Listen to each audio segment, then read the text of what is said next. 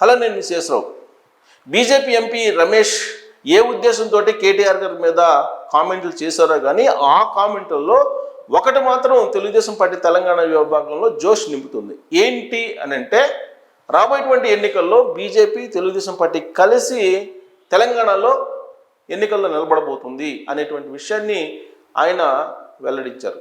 మరి ఆయన చేసినటువంటి కామెంట్ని మనం లైట్గా తీసుకోవచ్చా, లేదంటే సీరియస్గా తీసుకోవాలా అని అంటే, ఖచ్చితంగా సీరియస్గా తీసుకోవడానికి అవకాశం ఉంది. కారణం, తెలుగుదేశం పార్టీతోటి ఆయనకి సుదీర్ఘమైనటువంటి అనుబంధం ఉంది, సుదీర్ఘమైనటువంటి పరిచయాలు ఉన్నాయి. ఇవాళకి కూడా పరిచయాలు తెలుగుదేశం పార్టీతోటి కొనసాగుతున్నాయి. ఆయనకి తెలుగుదేశం పార్టీ అధిష్టానంలో కానీ తెలుగుదేశం పార్టీ లీడర్లలో కానీ జరిగేటువంటి చర్చలు కానీ లేదంటే వాళ్ళ అభిప్రాయాలు కానీ ఖచ్చితంగా ఆయనకి తెలియకుండా ఉండవు అనేటువంటి అభిప్రాయం ఉంది ఆయన మీద.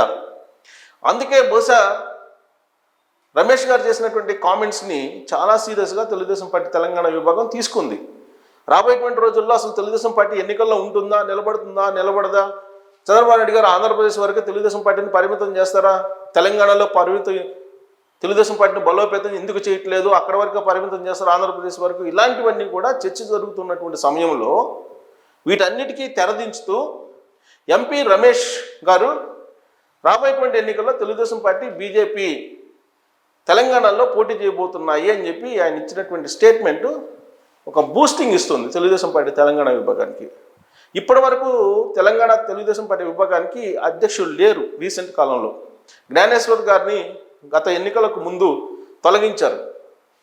ఆయన తొలగించిన తర్వాత ఇప్పటి వరకు మళ్ళా తెలుగుదేశం పార్టీ తెలంగాణ విభాగానికి అధ్యక్షుడిని పెట్టాలి అనేటువంటి ఆలోచన కూడా చేయలేదు ఇప్పటివరకు అధిష్టానం. కాకపోతే ఈ మధ్యకాలంలో చంద్రబాబు నాయుడు గారు ఎన్టీఆర్ ట్రస్ట్కి వచ్చి 2-3 సార్లు కూర్చొని రాబోయేటువంటి రోజుల్లో మనం కూడా తెలంగాణలో బలోపేతం అవుదాం, దానికి సంబంధించినటువంటి ఏర్పాట్లు చేద్దాం, మెంబర్షిప్ చేయండి అని చెప్పి మాత్రమే చెప్పారు. అంతకు మించి ఈ పార్టీని ఎలా విస్తరింపజేయాలి అనేది చెప్పలేదు. కాకపోతే అనేకమైనటువంటి న్యూస్ బయటకు వచ్చాయి. తెలుగుదేశం పార్టీలోకి హరీష్ రావు గారు రాబోతున్నారని ఒకసారి, తెలుగుదేశం పార్టీలోకి తీర్మానం మల్లన్న రాబోతున్నారని ఇంకోసారి, అలా రకరకాల పేర్లు వినిపించాయి. అసలు జూనియర్ ఎన్టీఆర్ కూడా తెలుగుదేశం పార్టీ తెలంగాణ విభాగ పగ్గాలు చేపట్టే అవకాశం ఉందని చెప్పి ఇంకొకసారి, ఇలా రకరకాలుగా ప్రచారం జరుగుతుంది. మరోసారేమో అసలు ఉండేటువంటి వాళ్ళనే బీసీ నాయకుడికి పార్టీ పగ్గాలు అప్పచెప్పి బీసీ కాన్సెప్ట్ తోటే తెలుగుదేశం పార్టీ తెలంగాణ బలోపేతం కాబోతుంది అని చెప్పి ఇంకొక వర్షన్. ఇలా భిన్నమైనటువంటి వర్షన్లు తెలుగుదేశం పార్టీ తెలంగాణ విభాగం మీద వినిపిస్తూ ఉన్నాయి. దీనికి కారణం ఏంటంటే, స్తబ్దుగా ఉండటమే తెలుగుదేశం పార్టీ తెలంగాణ విభాగం. ఆ స్తబ్దత నుంచి ఇప్పుడు ఎంపీ రమేష్ గారు ఇచ్చినటువంటి స్టేట్మెంటు బయటకు వచ్చేలా చేసింది తెలుగుదేశం పార్టీని. మరి నిజంగా వచ్చేటువంటి అవకాశం ఉందనంటే, తెలుగుదేశం పార్టీ బీజేపీ కలిసి వస్తాయనే ఆ ఉద్దేశంతో కేటీఆర్ గారు బీజేపీ తోటి విలీనం కావడానికో లేదంటే బీజేపీ తోటి కలిసి పోటీ చేయడానికి సిద్ధమయ్యారనేది రమేష్ గారు చెప్తున్నటువంటి మాట. మరి దీన్ని ఎంతవరకు నమ్మొచ్చు అని అంటే, ఆల్రెడీ కవిత గారు బీజేపీలో విలీనం చేయడానికి బీఆర్ఎస్ పార్టీని సిద్ధమయ్యారు. అందుకే ఆ పార్టీ మీద నాకు నమ్మకం కోల్పోతున్నాను, కేసీఆర్ గారి నాయకత్వంలో మాత్రమే ఆ పార్టీలో ఉంటాను తప్పితే మిగతా అయితే నేను ఉండను అని చెప్పారు. అంటే విలీనం అవుతుంది కాబట్టి నేను ఉండనని చెప్పారా ఆవిడ? చెప్పి ఆవిడ తెలంగాణ జాగృతిని బలోపేతం చేసుకుంటున్నారు. లేదు, కేసీఆర్ గారి నాయకత్వాన్ని కేటీఆర్ గారికి వారసత్వంగా ఇస్తున్నారనే ఉద్దేశంతో ఆవిడ ఆ విధమైన కామెంట్ చేశారనేది పక్కన పెడితే, బీజేపీలో విలీనం చేయడానికి ప్రయత్నాలు జరిగాయి, తనని తీహార్ జైలు నుంచి బయటికి తీసుకురావడానికి అనేది ఆవిడే చెప్పారు. అదే విషయాన్ని ఇప్పుడు బీజేపీ ఎంపీ రమేష్ గారు చెప్తూ ఉన్నారు. సో ఇదంతా చూస్తుంటే కనుక తెలుగుదేశం పార్టీ అని అంటే కల్వకుంట్ల ఫ్యామిలీకి ఏదో ఒక రకమైనటువంటి భయమో ఆందోళన ఫోబియానో ఉంది.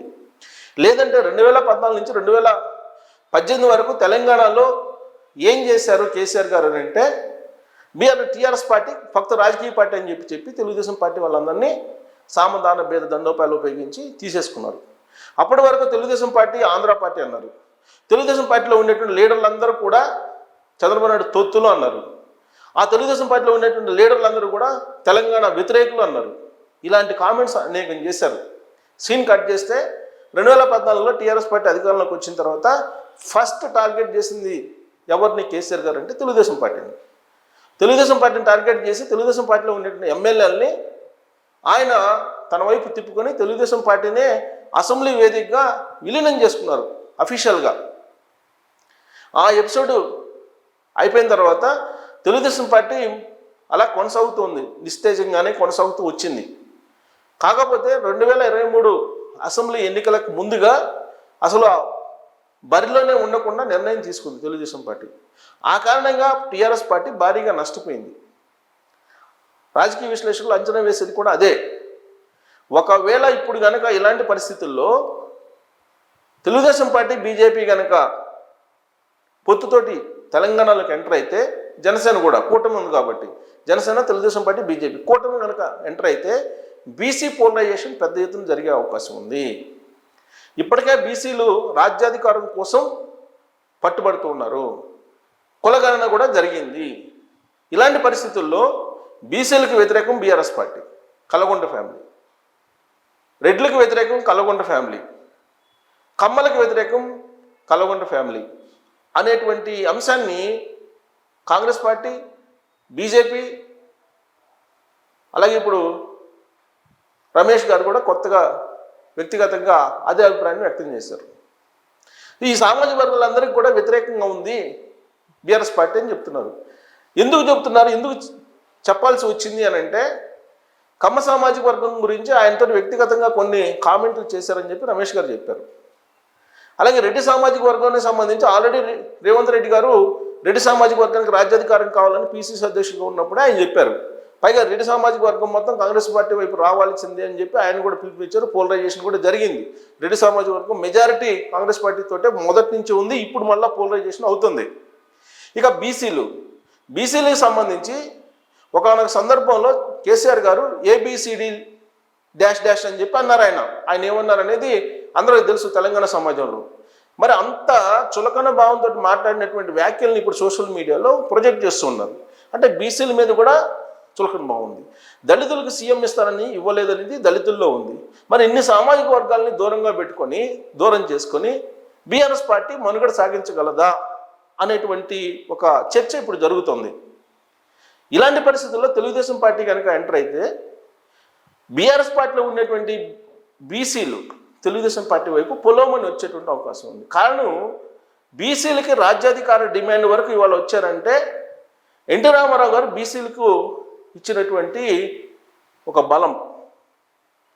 పటేల్ పట్వారీ వ్యవస్థను రద్దు చేసి తెలంగాణలో ఒక సంచలనమైన నిర్ణయం తీసుకున్న కారణంగానే బీసీలు ఇవాళ రాజ్యాధికారానికి దగ్గరగా వచ్చారనేటువంటి భావన బీసీల్లో ఉంది. పైగా తెలుగుదేశం పార్టీ ఒక్కటే బీసీలకు న్యాయం చేస్తుంది, బీసీలకి స్థానిక సంస్థల రిజర్వేషన్ ఇచ్చిందే తెలుగుదేశం పార్టీ అనేటువంటి అభిప్రాయం బీసీల్లో బలంగా ఉంది. పైగా హైదరాబాద్తో కూడిన తెలంగాణని, ప్రత్యేకంగా హైదరాబాద్ని సైబర్ సిటీని ఏర్పాటు చేసి 75% రెవెన్యూ తెలంగాణ మొత్తానికి ఇస్తున్నటువంటి సిటీని అందజేసింది చంద్రబాబు నాయుడు గారు. ఈ విషయాన్ని రేవంత్ రెడ్డి గారు చెబుతున్నారు, ఇంక్లూడింగ్ కేటీఆర్ గారు కూడా ఆయన విజన్ మనం కాదలను, రాజకీయంగా మాత్రం వ్యతిరేకం అని చెప్పి అంటున్నారు. తీర్మానం వల్ల రీసెంట్గా చంద్రబాబు నాయుడు గారు అందించినటువంటి నాయకత్వం బీసీలకి అది ఎవరు మర్చిపోకూడదని ఆయన అంటున్నారు. ఇలాంటి పరిస్థితుల్లో బీసీలు పోలరైజేషన్ అవుతారు.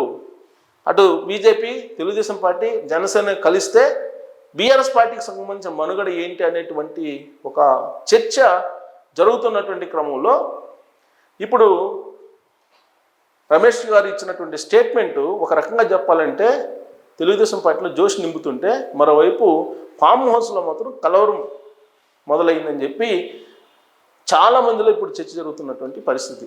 మరి ఏది నిజం? తెలుగుదేశం పార్టీ రమేష్ గారు చెప్తున్న దాని ప్రకారం నెక్స్ట్ ఎలక్షన్కి రెడీ అయినట్టేనా? ఒకవేళ వస్తే బీఆర్ఎస్ పార్టీ పరిస్థితి అనే దాని మీద మీరు కామెంట్ చేయొచ్చు. Thank you.